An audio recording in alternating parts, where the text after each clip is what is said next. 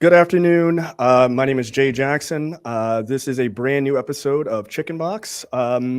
Normally, Impeccable would be here, or Dr. Draper, and myself, but today it is just me, solo show. But I am joined by Anissa Durham, who is a writer for Word in Black. Anissa, first, good afternoon. How are you? Good. How are you? Thanks for having me. Yeah, no problem. So Anissa is here to talk about something I think is an incredibly important topic. And you did two articles for Word and Black and Working with Stat on the Black community's sort of new relationship with Ozempic and all of these new weight loss drugs, these GLP-1 agonist drugs, as well as just sort of the surrounding conversation and the mental health and actually physical health of Black bodies as far as when it comes to obesity. So let us know just in general your thoughts about these articles or where you're coming from so people can kind of get an understanding.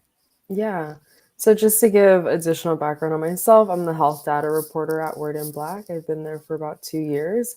So we teamed up with STAT, which is a health medicine and science newsroom, to report on the impact of new weight loss drugs on Black America.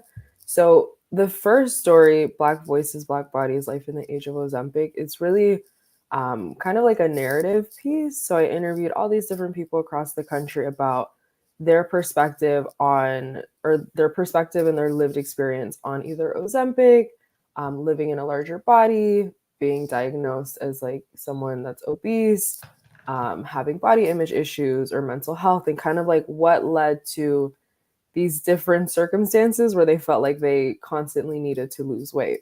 Sure. And then the partner story to that is called New Obesity Drugs Are Seemingly Everywhere. Black folks feel left out.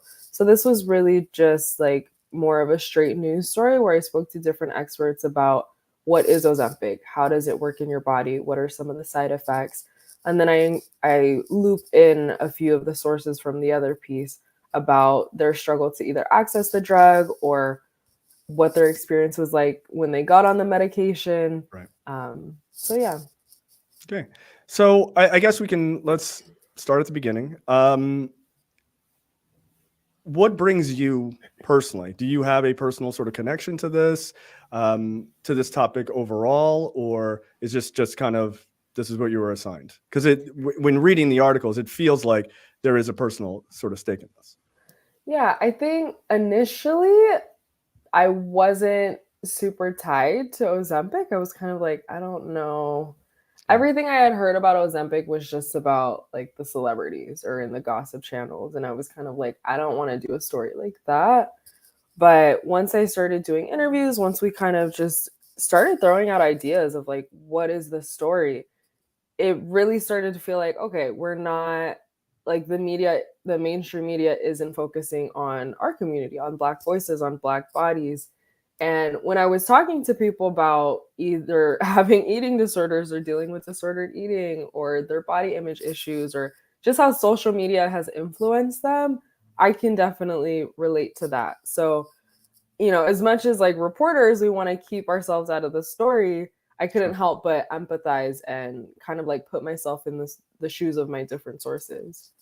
Right. No, I mean, I think that makes a richer kind of narrative to read, right? Like these stories, especially the life, Black bodies, Black voices in the life of Ozempic, is such an interesting way of telling the story of like, here are these sort of vignettes of what these people have gone through, sort of their history. And then when they're, some people are on the drug, some people are not, some people have been told to get on it, some people, are, against it, that sort of thing.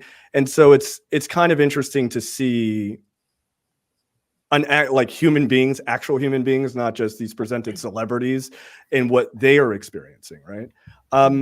Now, I guess my question to you is, did you find in these interviews, did you find an aspect to this story that was like surprising to you? Like, you kind of go into this and go, well, I assume it's this, and and then you kind of get most of what you're expecting. But were there sort of a side of this that you were like, whoa, that was totally new information for me?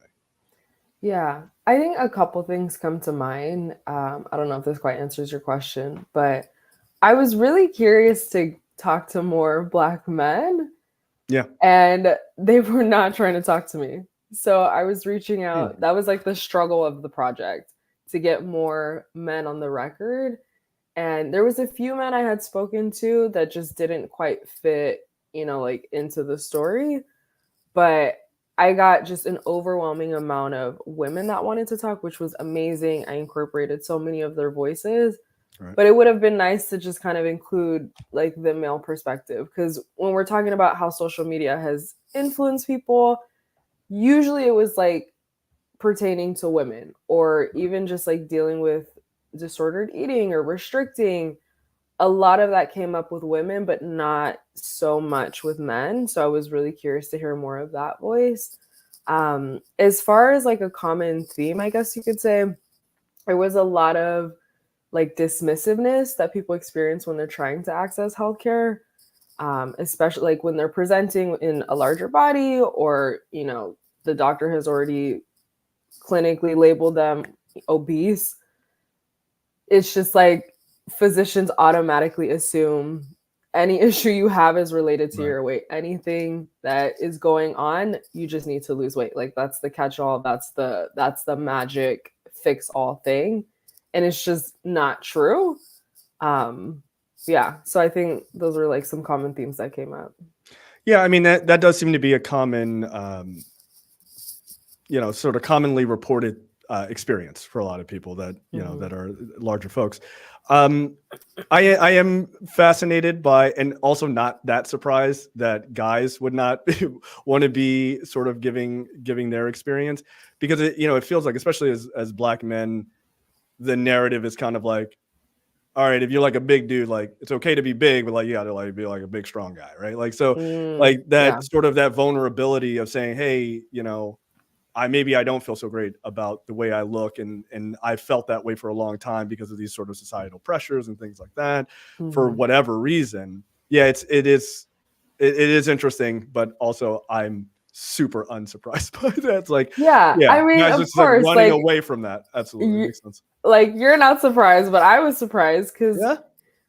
I mean, I report on mental health, and I typically don't really have that difficult of a time talking to Black men. And I feel like more and more people are becoming more open of having these 100%. conversations. So I don't know, maybe it was just naivety. I just assumed that I would get more guys on the record, but you're not surprised, and I'm no longer surprised either. But Yeah. I will say something that was kind of surprising was just all the different like circumstances or things that happen in your life that kind of like lead people into living in larger bodies or into like eating disorders. For example, prior to this, I hadn't really done much reporting on like what contributes to like higher weight, Right. but several people were talking about how like childhood abuse had like contributed to them eating more or eating larger quantities, or even dealing with like abandonment or deaths in your family, and dealing with grief, and just like how food becomes a comfort. Right. I've seen that in like the TV shows, but it just hits a little different when you have someone like telling you their firsthand lived experience to your face. Sure. So.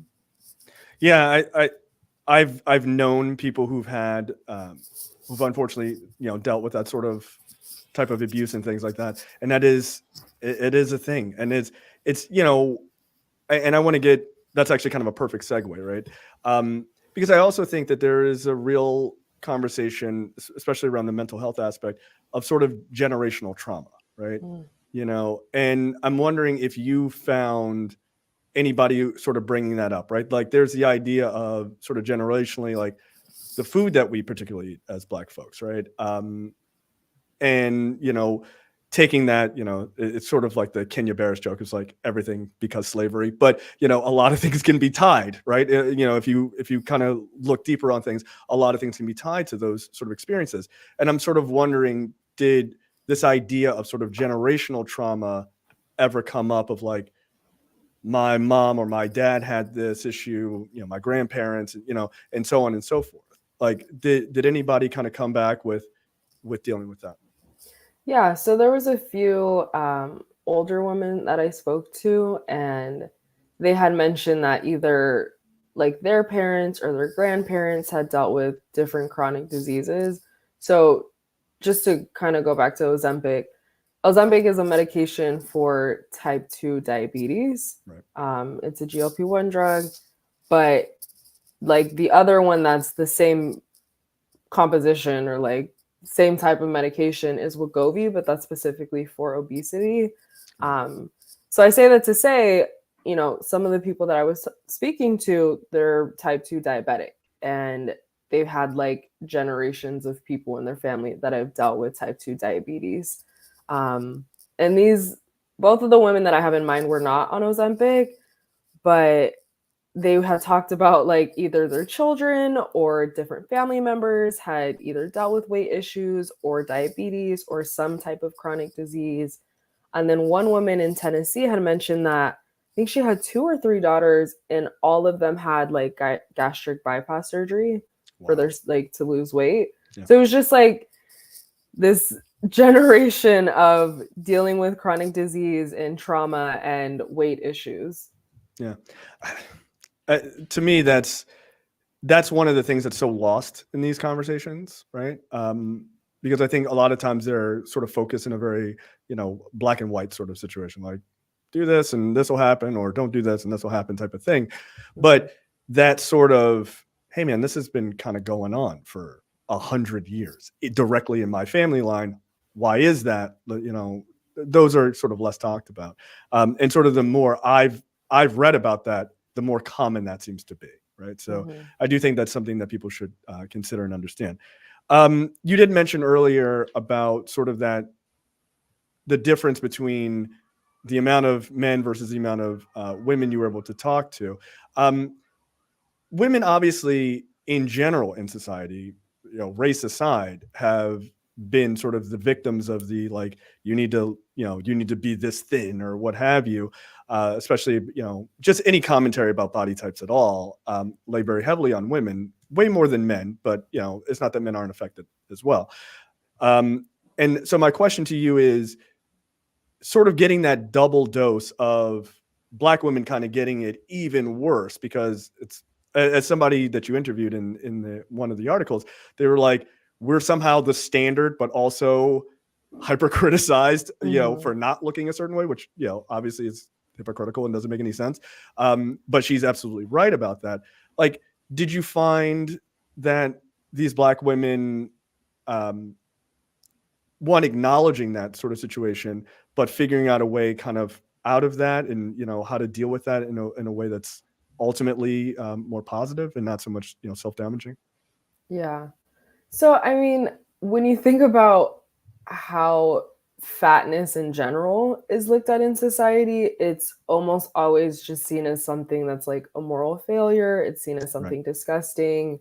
Like, strip race aside, and if you're just talking about fatness or larger bodies, Americans typically are just like turned off by that.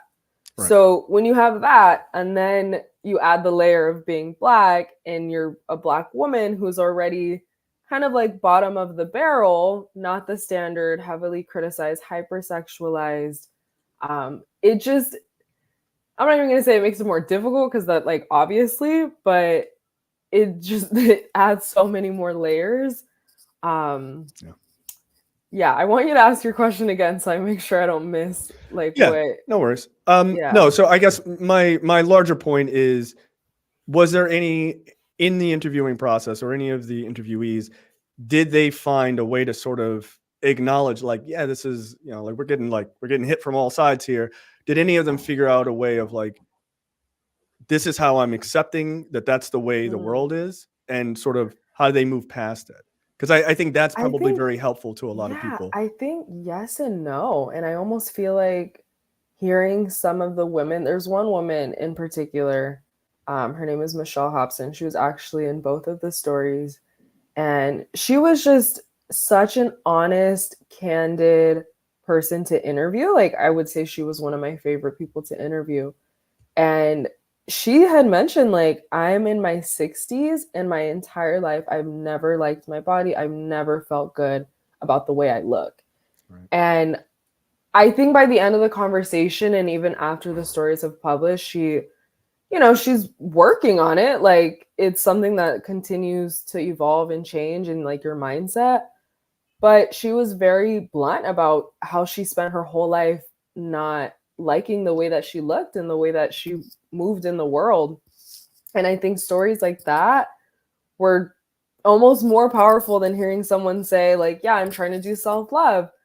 Because it shows like what can happen if you don't either like get mental health services or try to change the way that you think about yourself, or if you want to lose weight, if that's going to make you feel better, then do that, or try different things to feel beautiful.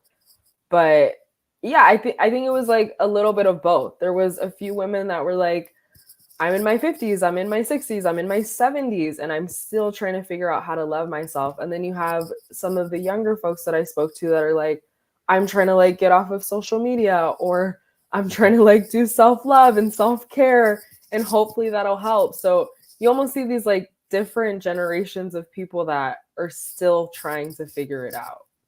Yeah. I mean, that's encouraging and also incredibly sad, right? That there are some people who are in the latter part of their lives that are still fighting this, right? Yeah. Yeah. Look, I think this is a complicated issue, and I think that those parts of the story, which I appreciate you kind of bringing to light, not just here but in the article, are things that people really do need to understand. Like, you can still be in your 60s and 70s and still be like, all right, like, how am I going to get through the day? Because I got like all these pressures of what I look like and things like that. Like, it doesn't just go away once you get out of your 20s, right? Right. So thank you for that. So you mentioned the mental health aspects of this. Mm-hmm. Can you speak to that? I'm interested in a couple perspectives on this, which is, sorry to like multi-layer this question, I apologize. But do people seem to have, like, what are the sort of long-term effects on people's mental health dealing with this? One, Dealing with body image issues? Yeah, just body image. Like, how do these people sort of see themselves? And I mean, besides like not liking their bodies, but like, how does that largely affect their mental health? Mm-hmm. Is one. And two, do we know if there's any sort of mental side effects for people who get on these GLP-1 drugs and then lose weight? And it's like, I did the thing that I've always wanted to do. It didn't change anything, or it totally changed. Like, do we have any perspective on that at all? So to your first question, I think there's definitely a toll. I mean, it takes a toll on someone's psyche and their mental health to spend years and decades of their life not liking themselves. There's one woman that comes to mind in this story. She had mentioned that through most of like her early adult life, she was fairly like thin. She was comfortable in her body. And then when she was about 30, 29, 30, her brother was killed. And then for the next few years, she just had kind of a succession of deaths of like loved ones and losses. And she gained weight. I mean, in I think it was like 10 or 20 years or something, she gained like 150 pounds. Wow. So she had talked about how when she was thinner, she was more outgoing. She was more just like bubbly and lively. And then as a larger person, she wasn't as confident. She felt like, people give you nasty looks when you walk in because how people think of obesity or larger bodies. And so she talks about how she became this like smaller person, and her attitude wasn't as open or as joyful. And, now I think she's in her almost 60. So she's like trying to work on it and accepting her body, but it takes a toll. I mean, like that's what I'll say about that. And there was one of the men that I did interview. He was also an amazing interview. His name was Timothy Connolly. He's in Los Angeles, and he was actually one of the men that was on Ozempic. He has type 2 diabetes, and he talked about how because he's so tall and the weight just distributed differently. Like, you wouldn't think he weighs as much as he does because I think he's like 6'6" or 6'7". Yeah, he's like a former athlete, if I recall. Yeah. So he had talked about he had lost 123 pounds and he was like eating like a bodybuilder. He was fit. Like he felt, well, he looked physically what he wanted to look like, but mentally he didn't, like he wasn't feeling well. Like he was very depressed. He was saying that everything was ego driven. So, you know, it didn't take long before he gained it all back. So now that he has type 2 diabetes, he was talking about how he's on, you know, taking the medication, and he was talking to me. I'm like, this is a little long-winded, but I'll get to your question. He was telling me about the side effects that he was experiencing and just like the weight struggles and body struggles that he's dealt with throughout his life. One of the things he said was, my relationship with food has been like a rough marriage that needs counseling. I love food, but then I hate food. And then he talked about how he's addicted to fast food. So it was like, it was a very honest and blunt interview. And I asked him, I'm like, you're dealing with all of these different side effects. You're taking, you know, Ozempic now because your doctor prescribed it because you need to lower your A1C and all of that. But there's no guarantee you're going to get to the weight that you want to. Is this going to be worth it for you? And he was like, I'm hopeful. Like, I hope so, you know, like I'm trying to learn how to love myself. I'm trying to, he used to say that, like, he used to look in the mirror and say, I hate myself. Like, I hate you. Like, I don't like what you look like. I'm ugly.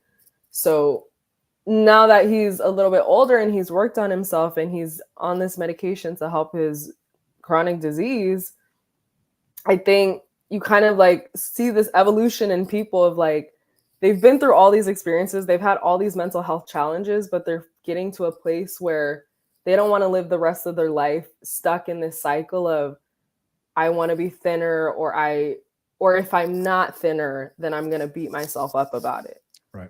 So. Okay. Yeah. I mean, I think that sort of grass is always greener kind of perspective. Again, is another thing that going into these sort of, I won't even say extreme weight loss, but I mean, like 123 pounds is like, that's a lot of weight, right? To lose as a person. And so to even get to the point where you're doing that is sort of a big hurdle anyway. But then when you're adding this sort of drug on top of that to try to get back to where you were, you know, like, are you going, like, what is the thing you're really chasing? Because ultimately it's not really the body that you're chasing, right? It's happiness and whatever that looks like for you. So I'm deeply fascinated by the entire topic. Like, where I live, the drug is readily available. Like, it's like over the counter, which is wild. But so I want to talk about access, right? Everybody in Hollywood is like, they're giving this stuff out like candy, right? It seems like. And I know people who are type 2 diabetics, especially, are like, we can't even get it because you guys are taking all of it. But I would say that's like, let's look at that as just sort of white America is having that conversation. But there's also a deeper conversation, which is Black folks who also are trying to get it are having an even harder time accessing these drugs that could be life-saving for some folks, right? Can you speak to this idea of access? Like, this is the biggest thing ever, and like, oh, you can just get it and fix your whole life, you know, kind of, you know, marketing behind this. But what happens when Black people are actually trying to get this? Who need it? Yeah.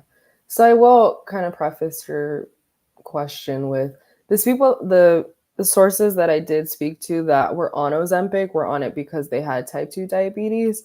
Right. So, and they were talking a lot about how there were shortages and they actually like need this medication for their health. And yet people that are not diabetic are trying to like scoop up all of the drugs. But I think in particular with Ozempic, trying to access it, it really depends on your insurance. So if you don't have insurance, you're going to be paying out of pocket. And the list price for this is $935.77. So for 3 different pen dosages. So roughly you'd be paying that a month. I don't, you know, let's just say you'd be paying $935 a month. And because Ozempic is a medication for long-term use, there's still not enough data to determine how long is like the right amount of time for a patient to be on it. You would essentially be paying that a month. Like, Yeah, that's as a lot of money. expensive as That's it is insane. in the States, That's I mean, insane. depending on if you're living in a big city, basically anywhere, but if you're living in some major cities like LA, New York, who has an extra $935 for a medication that's Right. like rent or half of your rent? I was gonna say, So, I don't know about your whole rent in New York, but like, yeah, maybe right, a quarter. half of your rent. Right. So then, right, so you don't have insurance, you need to pay out of pocket, or you have insurance and then it doesn't cover the full price. So you're Right. still paying something out of pocket that most people don't just have on hand. So this creates this like conundrum of people that need the medication and then can't get it. And then even if you are type 2 diabetic, you're prescribed the medication, you have the insurance to get it, now there's a pharmacy shortage. So now it's like there you can't even pick up your prescription because everyone else has already bought it or has already accessed it. So there's just all these different like issues with this the way that this drug is being prescribed, but there was a study, I want to say it was from 2023, and it found that Black people with diabetes are less likely to be prescribed GLP-1 drugs. Now, they didn't get into really why that was, but when they were, researching and comparing who's getting the most access to or prescriptions of GLP-1 drugs, it wasn't Black people. Of They course were not. less likely. Yeah, of course not. So now you got to add the factor of like, you're Black. Is your doctor even going to prescribe it? Are they going to try to get you something else? Are they going to even believe that you might need something like this? So yeah, there's a lot of access issues with this, which is why it was so important for us to do this partner story of how all of these drugs are being talked about, Ozempic, Wegovy, Manjaro, and they're being like touted as this miracle drug to save lives and do all these things, which like I guess that's another conversation or another question if you want to ask that. But yeah, that's actually my last question. Okay. Yeah, so these drugs are helpful. I mean, they're created for specific things and they can help people with chronic illnesses. And Wegovy, again, is for obesity. So, that is for what that is. But Black folks are being left out of the conversation. They're being left out of access. Like, they're not being granted the same level of care than non-Black folks. Right. I mean, look, maybe this is a harsh term, but I do think it is very real, which is, medical racism exists, and it has existed for a very long time. And so like this didn't go away in like the 1960s or 1940s, right? This is still very real. And when you're saying, Black people are less likely to get prescribed these drugs, yeah, that makes total sense, right? Like this idea, like you'll be fine and just work harder or what have you, right? But again, there's generational trauma and things like that. That not that there are not white people who deal with that, but like we very specifically deal with it. So, and I think it's a much more prevalent in our community as well. So it is sad to hear that that's kind of now slid its way into access to something that could help people. So my final question to you, and I think this has been a super enlightening conversation, and I would urge everyone to find your articles. I think they're really, really great. My final question to you is, do you think, and this is a weirdly black and white question, so maybe you can inject some nuance into it. Do you think that these GLP-1 drugs are a force for good or not so much? Like in your experience of the people that you've talked to, do you think it helps them more, or does it make it a little bit more difficult for their journey? I think it depends. One thing I will There's a nuance. Go ahead. Of course. Yeah. Weight loss is a side effect of Ozempic. So it's for someone with type 2 diabetes to help lower their blood sugar, like their A1C. So specifically to go and try to get Ozempic to lose weight, it's kind of like that's not really the intended use, right? So when you have that kind of understanding, this was something that I asked all of the experts. I'm like, is this a miracle drug? Is this going to change obesity in America? Is this going to then make everybody thin? And I'm just going to read what I interviewed a UCLA clinical nutritionist, and she said, no, like, this is not a miracle drug. The idea that this is a miracle fix to obesity is not accurate. She says obesity is a chronic problem. So if you're going into it thinking I'm going to lose all this weight and become thin and all these things, like, first of all, if you don't even have diabetes and you're on Ozempic, but why? Why are you doing that? Right. Exactly. Yeah. Yeah, I don't know. It's also that thing of, you don't know how your body is going to react to a medication. Correct. So even if you lose 20, 30, 50 pounds, you could still gain that back once you get off of the medication, because it's a for life. It's a for lifer type of drug. Right. So there's side effects to everything, but. All right. Yeah. So the answer is it's complicated, which is the correct answer, I think. So yeah, look, you're joining us. This is the Chicken Box on for theafro.com. I'm Jay Jackson. I'm here with Anissa Durham, who is a writer for Word in Black, talking about Black bodies, Black voices in the age of Ozempic. Again, check out those articles. They're really, really fascinating. Look, I'll give you.